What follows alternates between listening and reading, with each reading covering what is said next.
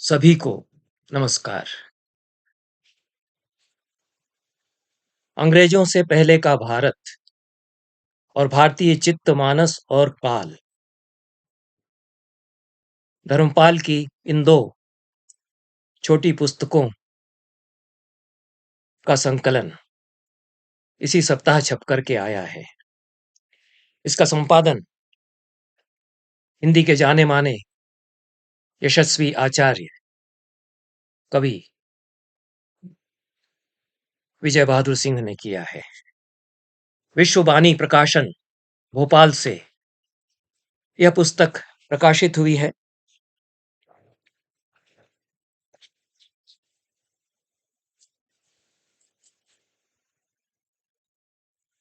F54 friends colony, Ashoka garden, Bhopal, Madhya Pradesh, यह प्रकाशक का पता है। अमेजोन पर भी यह पुस्तक उपलब्ध है। 220 रुपया इसका दाम है। आचार्य विजय बहादुर सिंह को इस बात का श्रेय जाता है कि उन्होंने हिंदी जगत को धर्मपाल जी से परिचित कराया।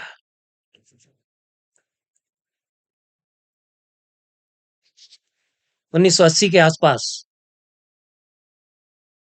विदिशा में अनेक बार आना जाना होता था और उसी समय उन्होंने मुझे अपने द्वारा संपादित और प्रकाशित अंग्रेजों से पहले का भारत शीर्षक से एक पुस्तिका धर्मपाल के द्वारा लिखी गई मुझे दी। धर्मपाल अंग्रेजी में लिखते रहे हैं और उनकी ग्रंथावली 10 खंडों में सुलभ है। वे हमारे समय के गांधीवादी, प्रखर विचारक, अन्वेषक और गांधी वाङ्मय तथा भारतीय इतिहास के महत्वपूर्ण अध्येता हैं और एक ऐसे दुर्लभ क्षेत्र में उन्होंने कार्य किया है जो अपने आप में अद्भुत, विलक्षण और अनोखा है। उस नाते धर्मपाल जी को जितना जाना माना जाना चाहिए था, उतना उन्हें जाना, पहचाना, समझा नहीं गया।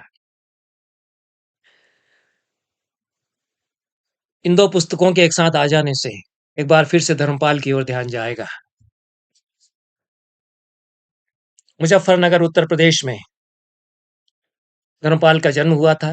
इस समय यह स्थान उत्तरांचल में है। 1922 में उनका जन्म हुआ। 2006 में उनका निधन हुआ। लाहौर में उनकी शिक्षा हुई, डीएवी कॉलेज में। गांधी के साथ वे रहे, बापूग्राम में रहे, मीरा बहन के बापूग्राम में रहे और जेल भी गए। भारत विभाजन के समय निर्वासितों के पुनर्वास में उन्होंने बहुत काम किया। स्वतंत्रता आंदोलन में उनकी सक्रिय भूमिका रही।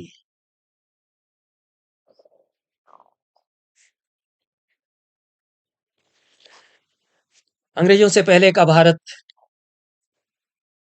18वीं शताब्दी के हिंदुस्तान की एक ऐसी तस्वीर हमारे सामने प्रस्तुत करती है जो एकदम सही तस्वीर है और हमारे दिमाग से विलोपित कर दी गई है।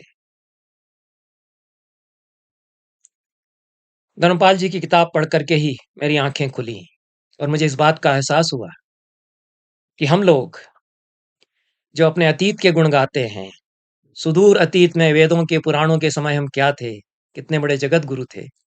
वे 50 साल पहले का, 60 साल पहले का, 70-80 साल पहले का जो भारत था, 100 साल पहले का जो भारत था, उसको कुछ भी नहीं जानते हैं। यह तो मैं अब अपने अनुभव से भी समझता हूँ कि मैंने अपने 5 साल की उम्र में आज से 70 साल पहले जो भारत देखा, उसको मेरे बाद की पीढ़ी बिल्कुल नहीं जानती है कि वो कैसा भारत था। यह एक ऐसी विडंबना है कि हम अपने पुरखों का गुणगान करते हैं कि हमारे वेदों के ऋषि कैसे थे और अपने पितामह के बारे में हम नहीं जानते, अपने प्रपितामह के बारे में नहीं जानते, अपने ग्रैंडफादर और ग्रेट ग्रैंडफादर के बारे में, उनके समय को हम नहीं जानते। तो हम अपने आप को कैसे जान सकते हैं? हम अपने समय को कैसे समझ सकते हैं? ये जो आसन्न अतीत है, यही तो कड़ी है वर्तमान को और सुदूर अतीत को जोड़ने वाली। तो आसन्न अतीत विलोपित यदि कर दिया गया है, तो आप अपने अतीत को और अपने आप को ही कैसे समझ सकते हैं? अपने वर्तमान को कैसे समझ सकते हैं? धर्मपाल जी ने अनथक प्रयास किए, अनेक दस्तावेज खंगाले, कई-कई संग्रहालयों में वे गए, आर्काइव्स में वे गए और उन्होंने 18वीं शताब्दी के 19वीं शताब्दी के उस भारत को हमारे सामने रखा, जिससे हम पूरी तरह से नावाकिफ हैं। यह तो एक कार्य उनका है, एक अध्येता के रूप में उनका यह कार्य है।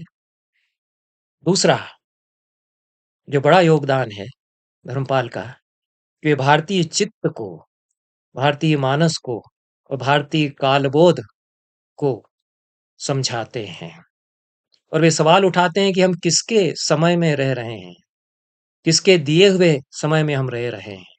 हमारा कैलेंडर हमारा नहीं है, हमारा समय हमसे छीन लिया गया है। अनेक प्रमाणों और तथ्यों के आधार पर धर्मपाल ने बहुत पहले वह काम कर दिया जो बाद में कुछ खुली सोच समझ वाले समाजशास्त्रियों, अध्येताओं ने निरुपवेशीकरण, अनौपवेशीकरण या डिकोलोनाइजिंग इंडियन सोसाइटी, इंडियन माइंड, इसको लेकर के चर्चाएं आरंभ की और यह गहरी समस्या भारत में है। क्योंकि जो लोग ये दावा करते हैं कि हम तो अनौपनिवेशिक हो चुके हैं, डिकोलोनाइज्ड हम हैं, उनके मस्तिष्कों में कहीं बहुत गहरे तक 200 साल जो अंग्रेजों ने हमको गुलाम बना करके रखा, उसकी दास्ता के चिन्ह कीड़ों की तरह रेंग रहे होते हैं और वे नहीं जानते हैं कि कौन से कीड़े उनके दिमाग में रेंग रहे हैं। मैं इस बात को कई उदाहरण देकर भी समझाता रहा कि हमारे बोलने का लहजा 60-70 साल पहले हम जिस तरह से बोलते थे, उससे क्यों किस तरह से अलग हो गए हैं। बड़े-बड़े संत, महात्मा, पुरुष लोग, बड़े-बड़े विद्वान लोग जो भारतीय संस्कृति की बातें करते हैं, कोई बच्चा उनके सामने कहता है कि प्रणाम, तो वो भी प्रणाम कहते हैं। ये तो हमारी परंपरा नहीं है। ये उससे आई है कि कोई गुड मॉर्निंग कहता है तो वो भी जवाब में गुड मॉर्निंग कहते हैं। ये उसका असर है। वो समझते हैं कि हम कितने संस्कृति के अनुयायी हैं। ये तो निरादर है भारतीय परंपरा का। बच्चे को आप आशीर्वाद दीजिए। उसके कितने सुंदर-सुंदर तरीके हैं। वर्धस्व कहिए, आयुष्मान भव कहिए, आयुष्मान हो, चिरंजीवी हो, कुछ भी कहिए, अगर आप बड़े हैं तो। लेकिन या तो आप तोते की तरह उसने प्रणाम कहा तो आप प्रणाम कह रहे हैं। बड़े-बड़े ज्ञानी लोग यही कर रहे हैं। वो नहीं जानते हैं कि ये अंग्रेजों ने हमको दिया है। कोई नमस्ते कहता है तो हम नमस्ते कहते हैं। वो आशीर्वाद देने के योग्य है, या आदर के योग्य है। इसको भूल करके ये जो बहुत सारी बातें, ये तो छोटी-सी बातें हैं। बहुत सारी बड़ी-बड़ी बातें हैं जिनको हम समझते हैं कि हमारी संस्कृति है। वो सब अंग्रेज हमें सिखा गए और हम उसको स्वीकार करके चलते हैं। धर्मपाल इन छोटी-छोटी बातों से लगा करके जो जीवन के बृहत्तर प्रश्न हैं उनको उठाते हुए, इंग्लैंड में रह कर के उन्होंने जो वहाँ के संग्रहालयों में अनेक दस्तावेज खंगाले, अध्ययन किए। भारत के संग्रहालयों में, आर्काइव्स में उन्होंने जो बहुत सारे दस्तावेज 19वीं और 18वीं शताब्दी के भारत को लेकर के, वहाँ की पंचायती राज का सिस्टम, दक्षिण के गाँवों में, भारत के उत्तर भारत के गाँवों में, शिक्षा की व्यवस्था, आत्मनिर्भर जो आर्थिक व्यवस्था, उसके संबंध में बहुत चौंकाने वाले तथ्य देते हैं और किस प्रकार से अंग्रेजों ने उस पूरी आर्थिक व्यवस्था को और पूरी पंचायती व्यवस्था को नष्ट किया एक सुनियोजित ढंग से। किस प्रकार से उन्होंने हमारे दिमाग में बात भरी कि आप मुसलमानों ने, मुगल शासकों ने आप पर जो 800 साल राज किया है, उसके कारण आपकी हालत ये हो गई है और हम आपको सभ्य सुसंस्कृत बना रहे हैं। इस कारण से हमारे दिमाग में कुछ ऐसा विचित्र भाव अपने ही देश के लोगों के बारे में पैदा हो गया है कि जो सूट-बूटधारी, हेटधारी अंग्रेज है, उसको तो हम बड़े आदर के साथ देखते हैं और हमारे देश का आदमी, वो यदि मुसलमान है तो हमारे मन में उसके उसके प्रति कुछ बड़ी वितृष्णा आ गई है। ये 60 साल पहले बिल्कुल नहीं थी। 70 साल पहले ये नहीं थी। उसके पहले नहीं थी। ये धीरे-धीरे 200 सालों में एक तरह से जो ज़हर इंजेक्ट किया गया उसके कारण आई। लंबी भूमिका इसमें धर्मपाल जी की है जो 14 जनवरी 2005 को लिखी गई। उसमें अपनी पूरी जीवन यात्रा है उस पर भी प्रकाश डालते हैं, किस प्रकार से 1942 के भारत छोड़ो आंदोलन में वे शरीक हुए, क्या-क्या अनुभव उनको हुए और उन सारे अनुभवों के तहत उन्होंने जाना-पहचाना कि हिंदुस्तान किस तरह से बदल गया है, समाज यहाँ का किस तरह से धीरे-धीरे बदल रहा है। गाँव में विशेष रूप से उन्होंने काम किया, गाँवों को बहुत निकट से देखा और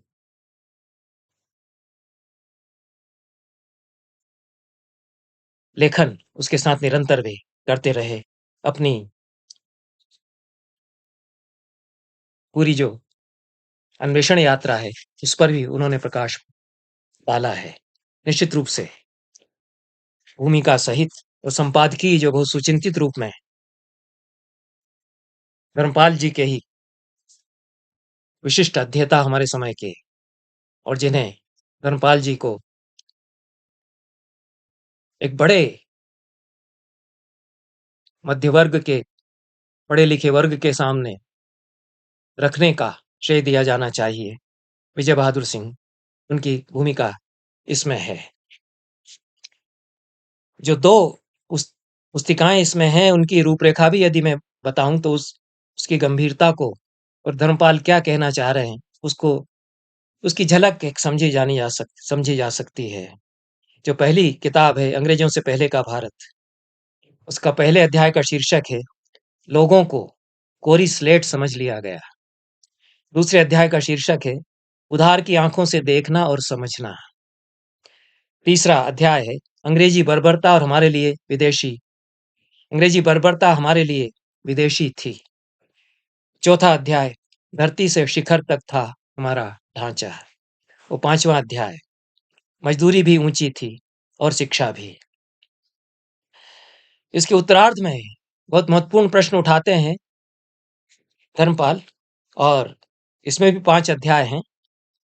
पहले अध्याय में शीर्षक है, तो आज तस्वीर इतनी उल्टी क्यों दिखाती है।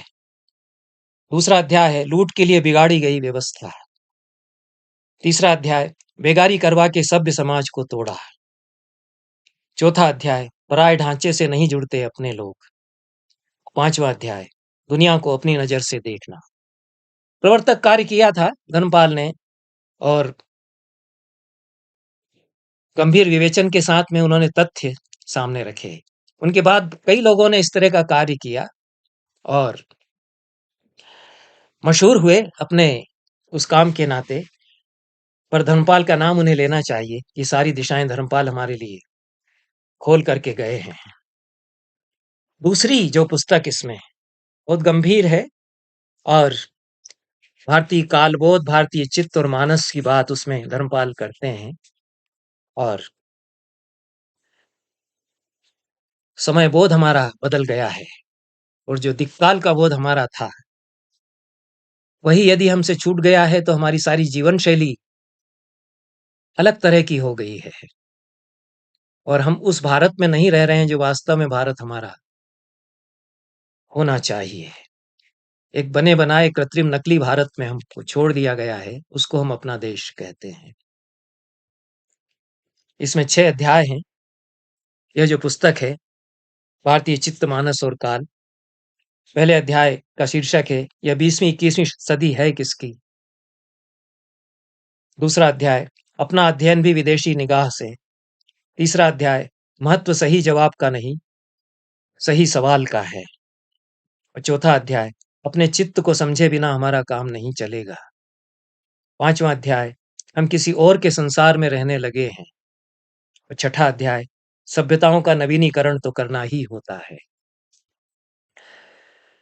ये बहुत ही ज्वलंत प्रश्न धनपाल हमारे समय को लेकर के उठा करके चले गए।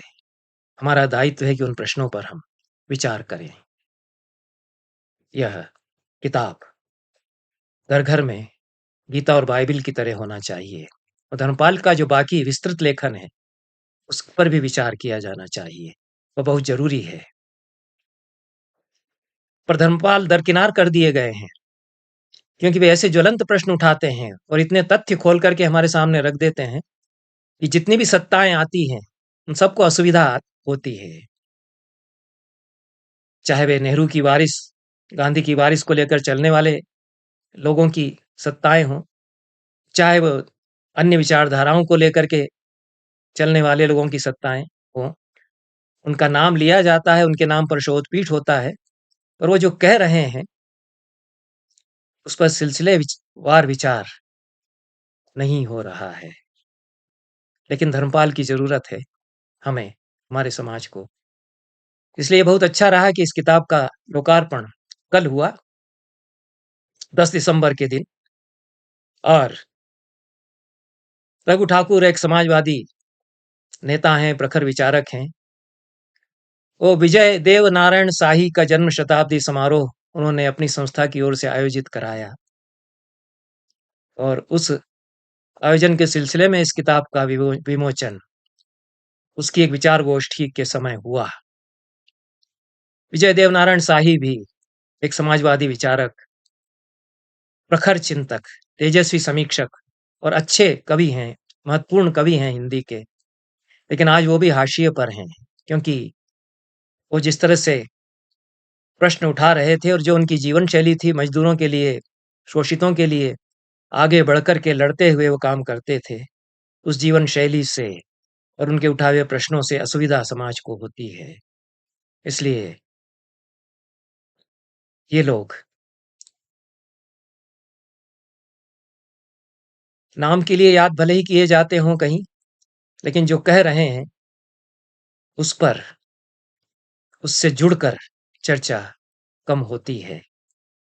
लेकिन ये बने हुए हैं, इनके प्रश्न बने हुए हैं, वो लौट-लौट करके आएँगे। बहुत-बहुत धन्यवाद। नमस्कार।